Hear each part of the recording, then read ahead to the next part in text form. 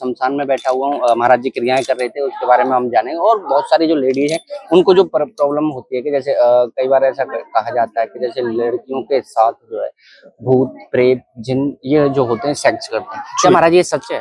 देखो बहुत सारे इसके कारण होते हैं, हाँ। सिर्फ एक चीज नहीं जिसके कारण हम बोल सकते हैं। इसको कई तरीकों में हम डिफाइन कर सकते हैं। ठीक है। देखो सबसे पहले चीज तो आता है लेडीज के घरों से ही ये प्रॉब्लम ज्यादातर चालू होती है। हाँ। मान लो कि लोगों के घरों में हाँ।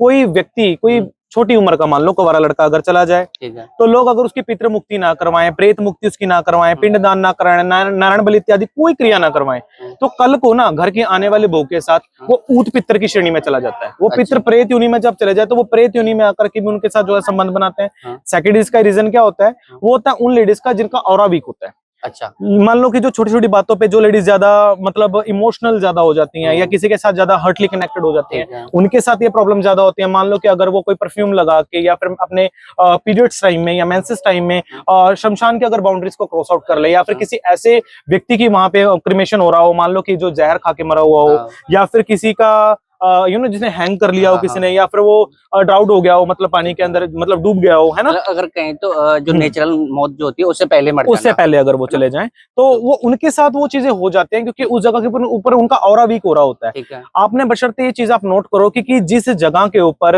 एक औरत को मेंसेस ज्यादा आ रहे होते हैं, तो उस समय पे उनको प्रॉब्लम्स ज्यादा होती है। और बशर्ते जब वो एक नॉर्मल टाइम पीरियड के अकॉर्डिंग होती है, उस समय उनको प्रॉब्लम्स कम होती हैं। और जब ये टाइम पीरियड खत्म हो जाता है, मान लो 7 से 8 दिन का टाइम निकल जाता है उस टाइम पे लेडीज का, उस टाइम पे उनके साथ नॉर्मल हो जाता है। अमावस्या, पूर्णिमा और ये 3-4 दिन ऐसे होते हैं जिस टाइम पे लेडीज को ज्यादा खतरा होता है। तो इसके लिए लेडीज को सबसे पहली चीज तो प्रिकॉशंस रखनी चाहिए। घर में ही प्रिकॉशन रख लोगे तो ठीक हो जाओगे इस चीज का। पहली चीज तो देखो, पितरों की जो पूजा का आधार है वो लेडीज कभी भी नहीं कर सकती। वो घर का जो पुरुष हो, मेल हो, मान लो कि अगर वो किसी के साथ मैरिड है, अगर वो लेडीज, फिर अगर उसके साथ ये चीज हो रही है तो उसके हस्बैंड को पितर के नाम का सिर्फ जो है पीपल के पेड़ के नीचे दिया लगाना चाहिए, उससे भी प्रॉब्लम ठीक हो जाती है। मान लो कि अनमैरिड लड़की है जिसके साथ अगर ऐसी मतलब बुरी चीजें हो रही हैं, उस जगह के ऊपर वो क्या कर सकते हैं, अपने पिता से या अपने भाई से अपने ऊपर से खोटा सिक्का उसरवा करके ना डेली के घड़े में डलवाना चालू करवा दे। उस घड़े को जाकर के या तो पीपल के पेड़ के नीचे दबा दिया, अमावस्या की रात्रि पे उसको बहते जल में प्रवाह करते, तब भी ये प्रॉब्लम ठीक हो जाती है। तो रीजंस बहुत सारे होते हैं एक चीज के। अच्छा, तो अभी जैसे आपने बताया खोटा सिक्का, तो खोटा सिक्का क्या होता है? बहुत सारे जो इसको समझ ही नहीं पाएंगे अभी खोटा सिक्का क्या, ऐसा सिक्का देखो, खोटा सिक्का कई प्रकार के होते हैं। मान लो कि ऐसी करेंसी जो आज के टाइम में अनवैल्यूएबल हो चुकी है, जैसे पंजी हो गई, आज के टाइम में तो चलती ही नहीं, दस्सी हो गई, या 50 पैसे हो गए, डबली पैसा हो गया, ये आज के टाइम में नॉन वैल्यूएबल है। इट्स लाइक खोटा सिक्का। या फिर कई ऐसे होते हैं कि जिनके ऊपर से डेट और टाइम मिक्स हो गए हो या खराब हो गया हो, या फिर पानी के अंदर बड़ी बड़ी करेंसी भी, अगर स्टील्स के आजकल तो बनते हैं, पुराने टाइम में क्या थे, वो मेटल्स के बनते थे, सिल्वर के बनते थे। कुछ पुराने कॉइल्स हमारे पास भी है जो गोल्ड के और मेटल्स के भी है ना, तो वो खराब नहीं होते थे। लेकिन आजकल क्या वो खराब हो जाता है। So it's just called the खोटा सिक्का। तो इस प्रकार से वो जिसकी कोई वैल्यू ना हो, अनवैल्यूएबल, क्योंकि ये प्रॉब्लम जो आपके ऊपर है ये अनवैल्यूएबल है, इसकी कोई वैल्यू नहीं है, इसकी कोई जरूरत नहीं है, इसलिए उन चीजों का कनेक्शन इनके साथ किया जाता है। माया के साथ अमाया का संबंध जोड़ा जाता है, क्योंकि मसान के अंदर जो भूत प्रेत पिशाच रहते हैं उन्होंने कभी माया नहीं देखी है। उनको माया के बंधन में बांध करके, माया मुंह में बांध के उनको दूर करना, इट्स अ फॉर्म। इस तरीके से हो सकता है। इस तरह से जो ये जो प्रॉब्लम है इससे बच सकते हैं, आराम से बच सकते हो। ठीक है। मेरा दूसरा क्वेश्चन है कि जैसे बहुत सारे लोग जो है ये कहते हैं कि जैसे ब्रह्म राक्षस जो जी क्या होता है और इससे बचने के लिए क्या करना चाहिए? देखो, ब्रह्म राक्षस जो होता है ये 2 तरीके के होते हैं। राक्षसों की श्रेणी कई प्रकार की होती है। एक तो वो होता है जो नेचुरली राक्षस श्रेणी में आया हो। एक होता है कि ऐसा मान लो कि बहुत ही वेद ज्ञानी कोई ब्राह्मण हो, या फिर कोई वेद पाठी कोई ब्राह्मण हो, या फिर कोई शास्त्र ज्ञानी ब्राह्मण हो।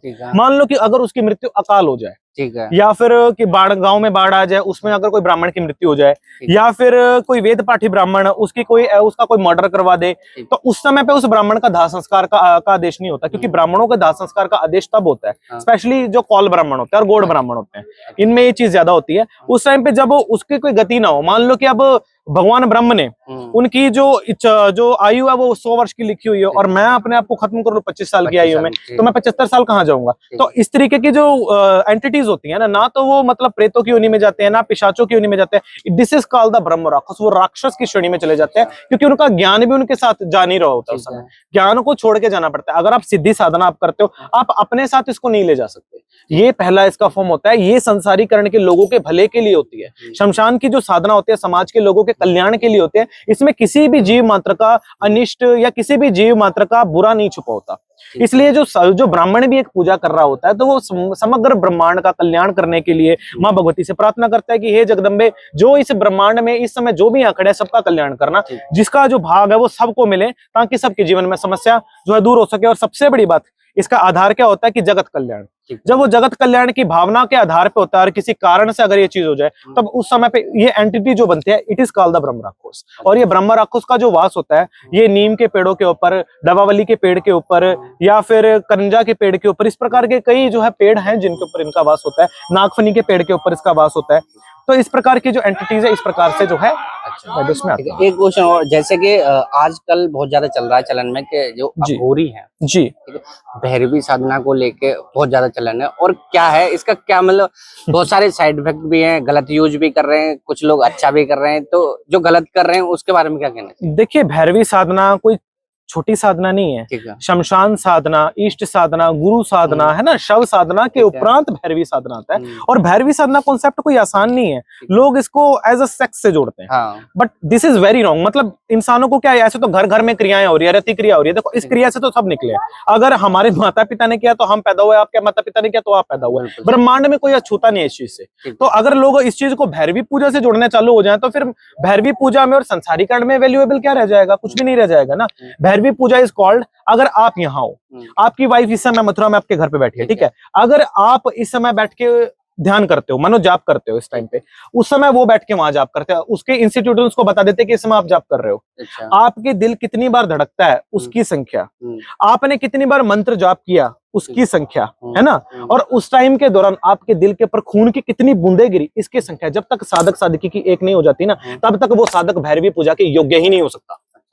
तब साधक और साधिका को एक रूप हो जाना पड़ता है उस समय पे। आसान भाषा में आपको मैं बता दूंगा, आपका पूरा शरीर एक यंत्र के समान है। आप जिस प्रकार से बैठे हो, इस प्रकार से जैसे हम बैठे हैं, अगर आप हमारे शरीर को देखोगे तो त्रिभुजाकार एक यंत्र के समान बन रहा है। अगर इसके ऊपर आलिंगन के रूप में जिस प्रकार से हम बैठे हैं, अगर इसी प्रकार से अगर एक भैरवी इसके ऊपर आरूढ़ हो जाती है, तो एक शरीर क्या बन जाता है? इस प्रकार से एक यंत्र समान हो जाता है ना। और यंत्र को जिस समय मस्तक से मस्तक जोड़ लिया जाता है, अगर हाथ से हाथ इस प्रकार से जोड़े जाएं तो वो चार भुजाकार बन जाता है, और मस्तक से मस्तक जोड़ लिया जाए तो त्रिभुजाकार, तो संपूर्ण रूप में एक यंत्राकार बन जाता है। अच्छा। और इस यंत्र की पूजा का ही हमारे यहाँ मध्यादेश है, क्योंकि उस समय वो यंत्र पराशक्ति, आदि पराशक्ति के जो है संपर्क के माध्यम बनता है, और उस समय पे साक्षात साधक और साधिका माँ भगवती के प्रत्यक्ष दर्शन को कर सकते हैं। लेकिन आज के टाइम में लोगों ने इतनी बड़ी महासाधना को एक तुच्छी चीज सेक्स से जोड़ दिया है। So it's not a good thing according to me. लोगों को ज्ञान होना चाहिए, एजुकेशन होना चाहिए, और education is a most important according to me, क्योंकि जब तक एजुकेशन नहीं होगा लोगों के पास, तब तक लोग तंत्र से डरते रहेंगे। सबसे बड़ी बात तो तंत्र से डरने की कोई जरूरत नहीं है, घबराने की कोई जरूरत नहीं, क्योंकि तंत्र विद्या का आधार जगत कल्याण है। तंत्र का आधार कभी भी किसी जनमानस का बुरा करना नहीं होता, कभी तंत्र किसी का बुरा नहीं करता, ये याद रखिए। हाँ, बशर्ते अगर आप इसके नियमों को तोड़ते हो तो आपको साइड इफेक्ट्स तो देखो हर चीज के ही होंगे। अच्छा, एक चीज और, जैसे भैरवी साधना अगर मान के चलो कर ली जी, उससे क्या क्या आप कर सकते हैं? जी, आदि पराशक्ति के समान साधक हो जाता है। जब शिव शक्ति संपूर्ण एक हो जाए तो उस समय उत्पत्ति का कारक बनता है। आप कुछ भी नया उत्पन्न कर सकते हो। आप यहाँ धरा पे बैठे हो, आप स्वर्ण चांदी आप अपने हाथों से मंगवा सकते हो। आप अपनी इच्छा से मन चाहा भोजन अपने सामने उत्पन्न कर सकते हो। आप किसी को भी वशीकृत करके अपना गुलाम बन सकते हो। भूत प्रेत इत्यादि जो है शक्तियों को अपना गुलाम बना सकते हो। तो इस प्रकार की कई चीजें, जमीन में पड़ा हुआ सोना आप बाहर निकाल सकते हो। इस प्रकार की कई चीजें हैं जो आपको प्राप्त होती है भैरवी साधना के माध्यम से, क्योंकि साक्षात साधक जो होता है वो शक्ति रूप हो जाता है उस समय पे। और शक्ति का आधार क्या होता है? सिद्धासना। जिस समय हम यहाँ जिस मुद्रा में बैठे हैं, this is called the siddhasana, this is called the siddhasana. और मान जैसे आप देखते हो कि ये तारापीठ महाशमशान, और तारापीठ महाशमशान का आधार क्या होता है? जैसे यहाँ क्रिमेशन होता है, बहुत समय से यहाँ पे उल्टे शवदाह की भी जो है यहाँ पे प्रथा है। हमेशा से बोला गया है कि जिस समय पे यहाँ सीधा शवदाह संस्कार हुआ करता ना, तो माँ तारा हर उस साधक को मोक्ष प्रदान किया करती जो प्रत्यंगिरा मुद्रा में, मतलब माँ सवार किया। प्रत्यंगिरा मुद्रा वो मुद्रा होती है जिस मुद्रा में माँ काली शंकर जी के ऊपर सवार होती है, जिसमें माँ का ये पांव शंकर जी के ऊपर विराजमान होता है। अच्छा। लेकिन माँ तारा का जो आधार होता है वो ये नहीं होता। माँ का हमेशा बाम पांव हमेशा जो है मुर्दे की छाती के ऊपर होता है। तो माँ भक्ति भी देती है, मुक्ति भी देती है, युक्ति भी देती है, और मोक्ष भी प्रदान करती है। असल में चराचर ब्रह्मांड के अंदर ये कहा गया है कि जो व्यक्ति एक बार माँ तारापीठ के महाश्मशान के दर्शन कर ले और माँ तारा के दर्शन करे, तो उसको ब्रह्मांड चक्र में दोबारा भटकने की जरूरत नहीं है, उसका मोक्ष हो जाता है। क्योंकि प्रत्येक साधक को माँ प्रत्यंगिरा मुद्रा में सवार होके जो है माँ सबका कल्याण करते हैं। तो निसंदेह कल्याण ही तो जगत का आधार है। बिल्कुल बिल्कुल। So this is called the kalyan. अच्छा, तो ये एक चीज कल्याण और, ही तो जैसे कि मान के चलो 64 योगिनी कहा जाता है,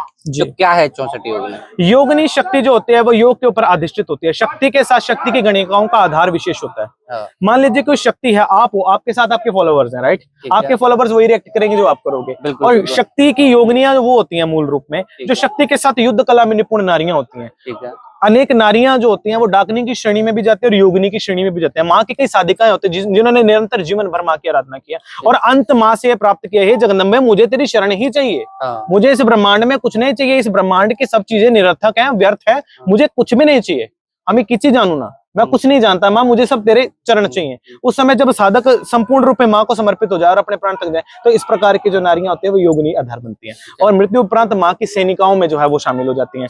मान लो कि किसी का कोई कष्ट होता है या माँ युद्ध जब समय लड़ती है, तो उस समय सबका कल्याण, कष्टों को काटना, ये योगिनियों का आधार हो जाता है। आजकल आपने लोगों को देखा है कि लोगों के ऊपर माता आती है, हाँ, बहुत लोग बोलते हैं ना कि बहुत हमें लोग। माता आ रही है, हमें वो आ रहा है, ये योगिनी शक्ति के ऊपर आधारित होती है अच्छा, कि कोई अगर आराधना करेगा तो योगिनी शक्ति आधारित होकर लोगों के कल्याण भी करती है, ऐसी बात नहीं है। लेकिन हर व्यक्ति के ऊपर योगिनी शक्ति कैसे आ सकती है? जिसने योग किया है तो योगिनी है, अगर योग नहीं है तो काहे की योगिनी? तो तो बहुत ये सारे लोग तो बोलते हैं कि जैसे हमारे तो पूर्वजों के टाइम से चली आ रही है जो माता ये करते हैं, जो गद्दी पारिवारिक रूप में यदि पूर्वजों के समय से पूजती चली आ रही है, पूर्वज जिस रूप में पूज रहे थे उसी रूप में तो उनको पूजना पड़ेगा ना। फॉर एग्जाम्पल आपके पास मोबाइल फोन है, क्या आप उसको अपडेट नहीं करते टाइम के अकॉर्डिंग जब उसका अपडेटिंग वर्जन आता है? बिल्कुल। या फिर आप उसको चार्ज नहीं लगाते? ऐसा तो नहीं है कि आपके जो है ग्रैंडफादर का फोन है, ग्रेट ग्रैंडफादर का फोन है, आप वही लैंडलाइन लेके बैठे हुए हैं अभी तक, या आपने कभी उसका रिचार्ज नहीं करवाया, या आपने कभी उसको जो है चार्ज नहीं किया, या कभी आपने उसका अपडेटिंग वर्जन नहीं किया। So this is updating is a part of life. हर व्यक्ति को साधना के दौरान जब उसके पार्ट टू पार्ट वो टाइम टू टाइम जेनेटिकली जो समय वो मतलब किसी के ऊपर वो अपडेट होती है, तो हर इंसान को हर प्रकार से गुरु प्रदत्त हो करके उसकी साधना करना अनिवार्यता होती है। लेकिन आजकल लोगों का क्या होता है कि हमारे दादा के घर में जी तारा माई की आराधना हुआ करती, तो हम पूज रहे हैं। लेकिन वो जैसे पूछते थे आप वैसे पूज रहे हो? बिल्कुल भी नहीं। वो दीक्षित थे, उन्होंने तंत्र का दीक्षा ग्रहण किया था, अपने गुरुओं के द्वारा गुरुओं की सेवा की थी, फिर माई का आशीर्वाद प्राप्त किया था। उस समय माई ने भी उनको जो है कोई कमी नहीं छोड़ रखी थी। उसके बाद आप बोल रहे हो कि हमारे फादर साहब थे, उनके ऊपर उन्होंने दीक्षा के विधान से लिया। आज हम बोल रहे हैं हम गरीब हैं जी, माई है लेकिन हम गरीब हैं। कैसे गरीब है? जिसके पास इतनी बड़ी महामाया वो कहां से गरीब हो जाएगा? क्योंकि आप उस विधान को संपूर्ण नहीं कर रहे हो जो माई के द्वारा आधारित है। माई ने जो विधान बोला है वो यही बोला गया कि गुरु आधारित है, क्योंकि जब तक गुरु है तो माया, जब तक गुरु नहीं है तो मां नहीं है। खुद हम अभी जो है गुरु वामजीव देव जी के जो है गांव गए थे, है ना, अभी जो है दर्शन के लिए हम जो है अभी गए जो है 10 दिन पहले। तो उस टाइम पे हमने देखा जो आज उनके गद्दी निषीद हैं या उनकी जो फैमिली दर फैमिली चल रही है, अब वो ये बात बोले कि गुरु वामदेव जी तो हमारे ग्रेट ग्रेट ग्रैंडसन थे, आज हमें तो कुछ करने की जरूरत नहीं, वो तो इतना बड़ा नाम हमारे लिए छोड़ के गए। लेकिन महाप्रभु ने भी तो यही बोला है कि आधार करो, उन्होंने भी प्रेम का आधार सबको बताया। गुरु वामदेव जी की जब आप पूरे जीवन हिस्ट्री को जब आप पढ़ोगे, जितना प्रेम माँ ने उनके लिए बरसाया उससे कई गुना उन्होंने बरसाया। अच्छा। जो उनका प्रेम था उसके तो शायद हम लोग परिकल्पना भी नहीं कर सकते। हमारा तो प्रेम उनके 1% भी नहीं है, लेकिन उनके परिवार तो इस चीज को समझता है, लेकिन वो उस आधार पे बढ़ना चाहता है। इसलिए आज उन्होंने भी जो है मूल रूप में माई की आराधना की उस स्तर को अपनाया, माई की सेवा आज वो लोग कर रहे हैं। माई की कृपा से उनके पास किसी चीज की कोई कमी नहीं है, जगत में इतना बड़ा नाम है, तो सब प्रकार से भगवती कृपा करते हैं, लेकिन आधार व्यक्ति को ही ढूंढना पड़ता है। ठीक है जी। एक और मेरा लास्ट क्वेश्चन है कि जैसे बहुत सारे लोग जो हैं वशीकरण को लेकर चर्चा करते हैं, वशीकरण हो गया, सम्मोहन हो गया, मोहन और ये सब मतलब कई तरह की चलते हैं, तो क्या है मेन होता है या नहीं होता है, या फिर लोगों ने अफवाह बना रखी है? जी सब कुछ होता है। अगर आप बोलेंगे कि आपको सांस आ रहा है तो मैं बोलूंगा आ रहा है। आप इसको प्रूफ कर सकते हो कि मुझे कैसे आ रहा है? नहीं, प्रूफ नहीं होगा। You have to know proof. अगर आप बोलोगे कि आपके पास मिल्क है, ठीक है, मैं बोलूंगा इसके अंदर तो बटर भी है, how could you be the proof? आप कैसे प्रूफ करोगे? आप बोलोगे कि ठीक है भाई मैं बता देता हूँ कैसे करना है, इसको मथना पड़ेगा। मथोगे, गर्म करोगे, बॉइलिंग करोगे, इसका एक हीट कंजप्शन पे आकर के वो रुक जाएगा, ज्यादा करोगे जल जाएगा, है ना। उसके बाद जब मथोगे उसके अंदर से क्या बटर निकलेगा। अगर उसको बोलोगे तो इट्स अ बटर मिल्क, वो एक अलग फॉर्म, अगर बटर निकाल दे तो इट्स अ बटर। था तो सब कुछ अंदर, दिखाई दिया कैसे दिखेगा? जब उसके ऊपर हमने वर्किंग की, प्रोग्रेस की, थोड़ा हमने उसके ऊपर अपना ऋण दिया, क्षण दिया, हुआ कि नहीं हुआ? अच्छा, किस तरह के लोगों पे वशीकरण हो सकता है? सब पे हो सकता है। सब पे, अगर मान के चलो अगर ऐसा होता तो कोई इतने हीरो हैं, नेता हैं, सब पे कर सकते हैं? फिर जी आपने दरअसल कोई भी इंसान किसी पे कर सकता है फिर तो? जी आपने दरअसल ये चीज नहीं देखा होगा कि जितने भी हीरो हैं, नेता है, अभिनेता है, सबके हाथ में कुछ ना कुछ मिलेगा। इवन सलमान खान तक है, उसके हाथ में आपने देखा नीलम और पन्ना पहन के रखता है वो बंदा। ही इज ए मोमिन। कैसे पहन रहा है? क्यों पहन रहा है? फिर कभी लोगों ने उस चीज का देखा है? हर व्यक्ति, देखो इंडस्ट्रियल लोग भी हमारे साथ कनेक्टेड है। अब मैं यहाँ पब्लिकली नाम नहीं खोलूंगा उन हीरोज एंड हीरोइंस के, तो लगभग हर व्यक्ति तंत्र से ही गुजरता है। अच्छा, कोई ऐसा व्यक्ति नहीं है जो तंत्र से पार हो, हर व्यक्ति तंत्र से होकर के ही गुजरता है। लेकिन चक्कर क्या है कि कुछ लोग दिखा देते हैं, कुछ लोग नहीं दिखाते हैं, लेकिन ज्यादातर लोग क्या है, आज के टाइम में ये कलयुग है, कलयुग में हर इंसान का आधार तंत्र ही है, क्योंकि आज आप सतयुग में नहीं जी रहे हो जिसमें कोई किसी का शत्रु नहीं है, हर कोई एक दूसरे से प्रेम कर रहा है, किसी के अंदर छल कपट नहीं है। आपके साथ कोई छल करता जा रहा है और आप उसका जवाब भी ना दो, that is not a right ना।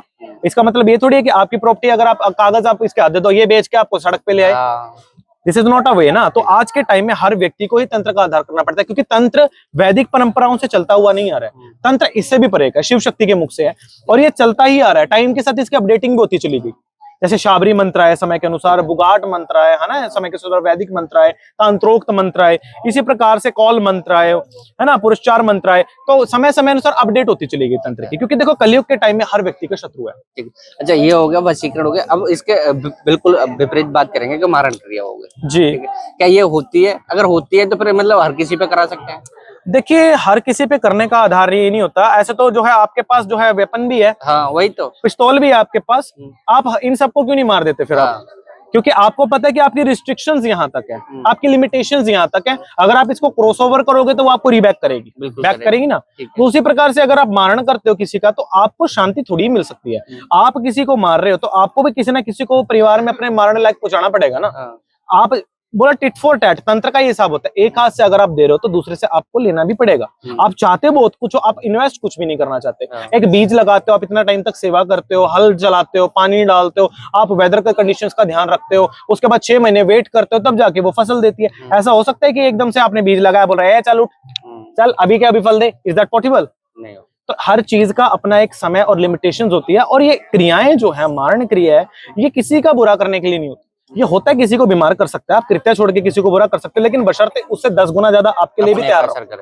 सबसे पहले अपने लिए इन्वेस्टमेंट जो है, सबसे पहले अपना जो है वो बनवा लो, क्या बोलता है LIC, 3-4 करोड़ का अपने लिए अच्छे से जो है मतलब उसके अंदर जो है रखो, और किसी को नॉमिनी बने जाओ, उसके बाद फिर वो चीज करो, क्योंकि आप उसका कर रहे हो तो उसके बाद आप खुद के लिए भी तैयार रखो इस चीज को। अगर मान के चलो किसी अघोरी ने या तांत्रिक ने ये सब क्रियाएं की हैं, ठीक है, मैंने करवाई किसी के ऊपर, लेकिन जिसने की उस पर भी तो उसका असर होगा। देखो पहली बात तो आप अघोरी, तांत्रिक, शाक्तों को आप इस चीज में ना ही गिने तो अच्छा है, क्योंकि देखिए ना तो शाक्त किसी का बुरा करते, ना अघोरी किसी का बुरा करते, ना तांत्रिक किसी का बुरा करते, बुरे तांत्रिक बुरा करते हैं। अच्छा, अघोरी को क्या मतलब है? मसान में बैठा है, माई दे रही है खाने के लिए, जो समय आ गया 2 लाश आ गई तो कोई दक्षिणा दे गया तो खा लिया, नहीं है तो बैठे मसान में कपड़ पे। अघोरी को कोई मतलब नहीं है इन सब बातों से। शाक्तों को क्या मतलब है? अपनी माई शक्ति तक की आराधना कर रहे हैं हम लोग, हम शाक्त कपाली कोल है हम लोग, है ना, तो कपाल लेके चलते हैं। तो हम लोग अपनी माई तक आए हैं, माई की सेवा कर रहे हैं, हमें किसी से क्या मतलब है? ब्रह्मांड में ये लोग आए, ये भी माई तक आए हैं, माई के लिए एक आधार के लिए है, तो इनको किसी से कोई मतलब नहीं है, हमें किसी से कोई मतलब नहीं है।